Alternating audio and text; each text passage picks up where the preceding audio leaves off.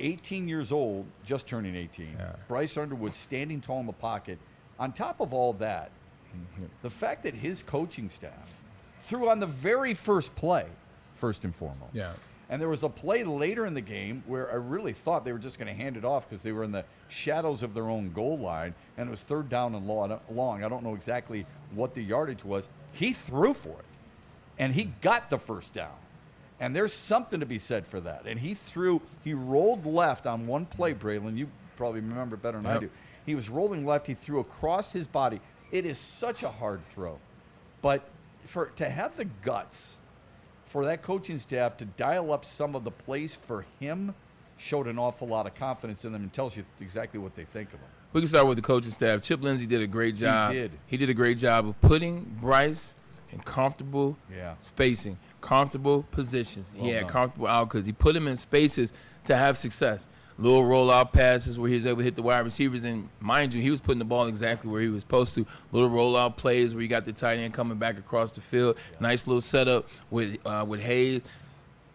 I get to him later, Justice Hayes is good. Yeah. Setup with Justice Hayes. We said this was going to be the thing. They'll run the ball. They'll have success in it, open up the passing game. Klein is going to be major for Bryce Underwood, and he was major in that game. So kudos to Chip Kelly and kudos to Sharon Moore for allowing Bryce to throw backed up against his own field, backed up third down and long, and you just want to hand the ball off, and he didn't. He passed the ball. I love that. I'll take it a step further, Matt. What I loved about it, they showed confidence in letting him throw over the middle. Now, I'm not saying every pass was a smart pass. That is something that 19 will have to work on, but we can talk about that later in the season. Game one, I'm not pressing. Coaches don't allow quarterbacks to throw the ball over the middle if they don't trust them. Throwing over the middle is one of the most dangerous things because quarterbacks can't necessarily see coverages as they change, as they evolve throughout the course of a play, especially an 18-year-old quarterback. He threw over the middle a handful of times in this game, showing that the coaches had trust in him. And he also threw outside breaking routes. I saw a couple comeback routes in there. To be able to throw that, which is one of the longest routes in the route tree, you're talking about running a comeback route on the outside. You're throwing 40 yards across the field. That's arm strength right That's there. arm strength. So to see that, there's a lot of trust in him early, and I'm glad that though New Mexico, they start showing it so he could see it, so he could feel it in-game experiences. It's one thing to do it at Schemberkler Hall, at night. It's another thing to do it in the stadium because you won't be playing in Ann Arbor this coming Saturday. So I like what they did. I like where Bryce was. Now you see why I told you guys when I was walking around Schemberkler Hall, there seemed to be an air about what this team could be. So I like it out of Bryce, and I won't make too much of it, but it was a really good opening for Chip and Bryce as a tandem. Yeah, I'm glad you brought up Chip Lindsey. I really am, because I'm not sure he gets nearly enough credit. Nah. He looked like he put his players, not just Bryce Underwood, in very comfortable positions to be successful. Like you mentioned Marlon Klein. That dude is a son of a bitch. Yes, he is so good. Yeah. And Michigan is becoming the tight end school. They really are. I mean, this kid's 6'6", 245, 250 pounds. Can he run? Jake Butt, right? That's what he reminds me of. He's more Jake, but Colson Loveland was a ridiculous athlete. Like, he reminds me of a Jake Butt. Really good athlete, but also a stout, kind of has a little old school tight end, a little Mark Shimura too. He can catch you and get jiggy with it. But I also like how Chip, last year Samaj Morgan didn't necessarily have the year people wanted him to have, and we know that was not necessarily him that was the incumbent all. Yeah. But now what they do is he doesn't need to be our wide receiver one on the outside and just say he's the guy in deep balls and this, that, and the third. Let's use him in the slot. Let's use him in the RPO. Let's use him, get the ball in his hands fast, much like they did maybe 7-8 years ago with Dennis Northfleet. Yeah. They get the ball in his hands, and he's making things happen. Now he feels like a new wide receiver, if you will. And then Goodwin made some plays too. So I think Chips know how to use his players. He's putting them in good position. I think getting Bryce comfortable with this is this guy, this is this guy, this is that guy. 8 different receivers, and I'd love to know, I don't know the breakdown, but I'd love to know how many times they went 11 personnel, because that has not been something they've done in a long time, and yet they did it on a regular basis. I've seen 3 running backs in the backfield more than I've seen 3 wide receivers over the past 4 or 5 years. What do you think about that? I like that. That means they understand this is how we have to evolve.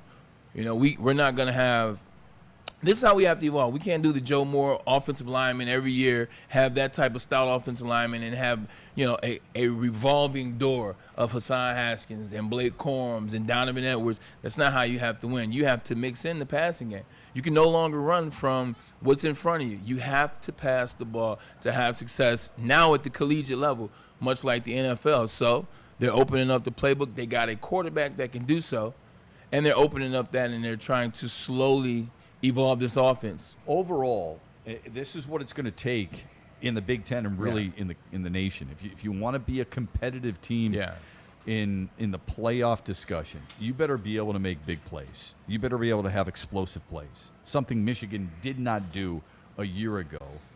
On Saturday night, they ripped off 6 plays of 25 yards or more.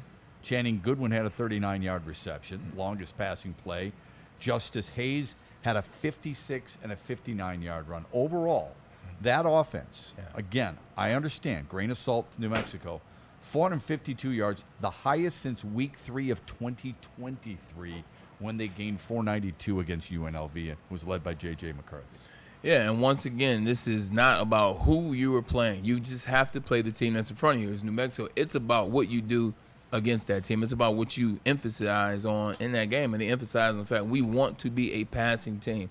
We believe we have the guy that we can trust. They trust Bryce Underwood. If you can have a guy that you trust, that's how you get the big play. That's how you get the explosive plays, because you're calling more of them because you trust the guys. So the emphasis on passing the ball down the field, it lets you know this is not what we did last year. This is not what we did 2 years ago. This is what we need to do now moving forward. I was just going to say that, Bray, just looking at the offense as the first game, there were some offenses over the years that seemed to struggle out of the gate, and those quarterbacks that kind of left us hoping for more. With this one, I have so much more hope as it relates to Bryce Underwood, the timing routes, the arm, the accuracy, the feet, even his mobility in the pocket, just the wherewithal. I'm excited. The composure. Right? Yeah, the composure was off the chart. There's no way. You watch that film. Let's say you don't know who he is. You watch that film, and there's no way you think that guy's 18 years old. You think he's at least has a full season under his belt. Talk about it. I mean, when you go into the huddle and you command that, you're up at the line of scrimmage, just the way he handled himself, without getting too wrapped up in it, the way he handled himself was really impressive. This is how you get started the game out. And shout out to him for being a poised, true freshman. Like, he was very poised. I want to talk about another quarterback that was very poised too, and I know his grandfather. We'll get into Notre Dame later. But how the game started for Bryce Underwood. Comes out, he's getting hyped. They're playing Jeezy on the sound system. DJ Ski getting the stadium going. They're playing Jeezy. He comes to the huddle. He's hyped. He's up and down. And as soon as the ref gives him the nod, as soon as the ref lets him know the clock has started, it's time to play ball, he immediately, all right, cool, this is what we're going to do right here. Blah, blah, blah, blah, blah, whatever the play call was, ready, break. He comes up, boom, boom, boom, gets everybody ready. He dials in. There's a set, there's a pause, there's a hut, and then the season goes. Like, to be able to have that to where you can just snap out of it, pull out of it. It was a small moment, Shep. Mm-hmm. Super small moment, but I noticed it. I said, okay, I want to see I want to see this whole play. From the sideline to the start of the game to the first play call, I watched it like a hawk. And I'm watching, and he just snapped into quarterback one mode. He snapped into it's time to go. That's a very important thing, to be able to snap in and out of things. So I saw that, I think the rest of the game kind of followed in that. He never was too high. He never was too low. And even after the game, they asked him, how do you rate your game? And he gave himself a C+. Right. He gave himself a C+, like, just to be Whereas most people would be going, it's a B+, A-. That's 100%. what most people would be thinking. Just to be that already, it lets me know that he's valuing every play. It lets me know that there's an attention to details, which means there's a trust in his coach. Like, he's trusting the information that he's getting. So I like this a lot. It looked really good as New Mexico, but two things can be true. Yeah, I just think the overall conduct in which he played, it really, it's one thing having success. It's another thing getting a win. I understand those are the most important things. But I'm talking about his demeanor. I'm talking about, like, we talked a little bit about Arch Manning too. I don't know how good he's going to be. Nobody does. I'm not jumping off a ship because of one flipping game. It's ridiculous. Everybody's talking about Ohio State. Salen, how good was he? He was just okay. But wins and how you perform in certain moments are really important. And that's why I was really impressed with Underwood.